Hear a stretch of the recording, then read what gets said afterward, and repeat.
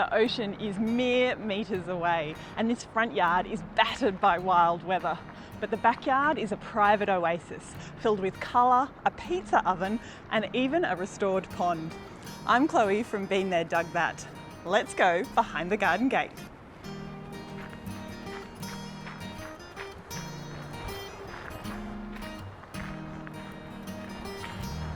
Because it's windy and exposed with the salty air just over there, this front garden has to have plants in it that can tolerate it all. The casuarinas act as a bit of a buffer, and the underplanting of things like coria and the grasses add a little bit of softness but also help to dampen that wind.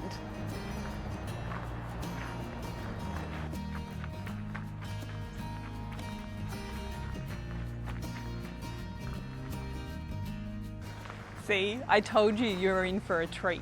Now I don't know if you can hear it, but I can immediately notice that the roar of the waves is behind us, and instead we're in a calm and quiet backyard. The pond is a real feature, so is this pizza oven, and oh my gosh, those beautiful flowers.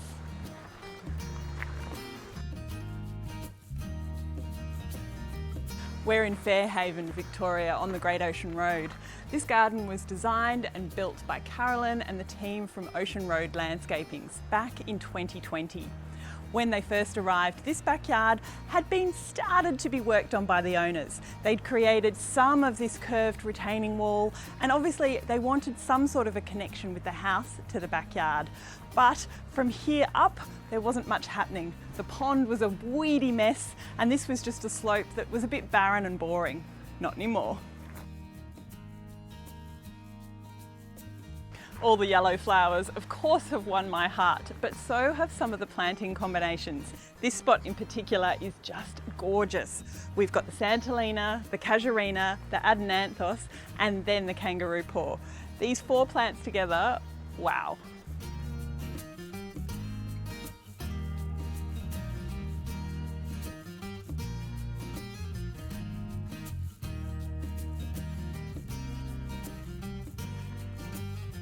The pond is central to life in this garden, and because it's now a permanent water source and there are so many plants in this garden that flower year round, this garden has become a haven for birds as well as frogs and lizards.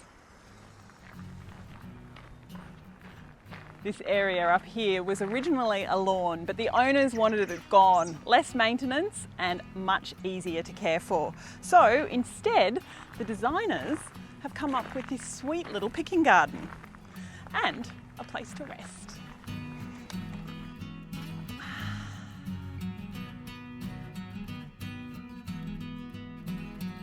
When the owners said that they wanted the lawn removed, the designers came up with a few options.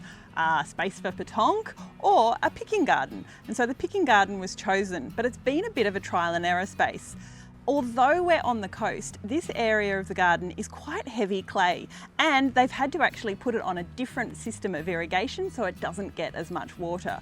So the plants they've chosen seem to be working at the moment, but they have lost a few along the way. But that's what the designer really likes about working with this particular client. They're very happy to go with the flow and just try something new if something doesn't work. Plant choices are really clever in this area. Again, I love this splash of purple with all the yellow and orange flowers. It's really complementary. And have you seen this incredible Angophora above us? It has the most amazing gumnut capsules, and the white flowers are just beautiful. And if you look closely, it's got a really gnarly bark.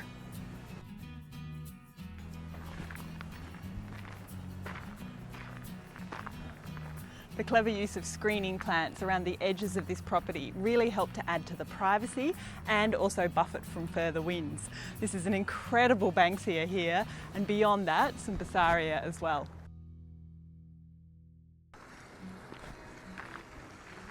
The pond had to be retained because it's an important part of the stormwater management on the site. But the idea was to retain it without the need for a fence. So what they've done is they've raised the base of it up and added in rocks. And this means that it's no deeper than 30 centimetres, which is well within regulations.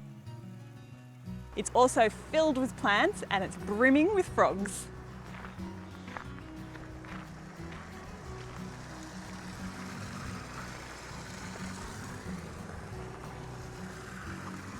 Some of these big rocks were already here and they had to work around them. Some of them are way too big to move and there's no chance that they could get machinery back here that were big enough to move them.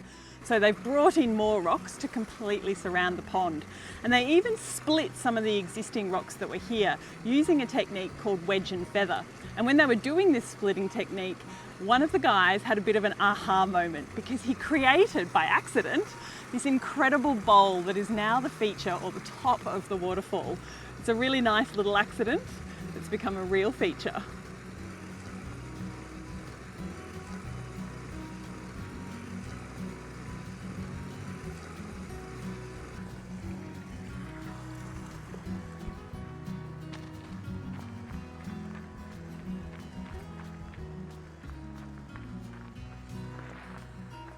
I can almost smell the pizza that would be drawing the people out of the house to gather in this space. These new stone walls match the original stone walls really nicely. They're all hand-cut stone to fit into place, and they've used a hidden mortar technique. And to soften the stone wall, we've got more of the incredible Casuarina cousin it. I always think it looks like a melting green marshmallow, but in a really good way.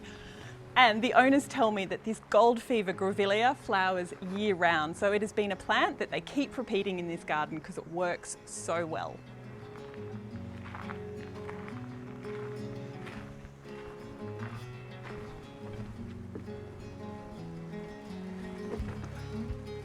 And if you're looking for a really shady spot that's nice and cool to relax, but it's still outdoors and connected with the garden, then this deck is perfect. It's got somewhere to sit and relax and be connected with the garden space. Or if you've just come from the beach and you're covered in sand, why not grab a shower?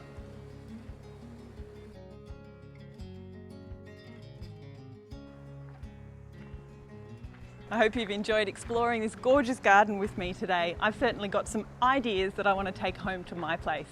Please let me know in the comment which is your favourite plant that you've seen today. And don't forget to like and subscribe because I have plenty more garden tours coming your way. See you next time.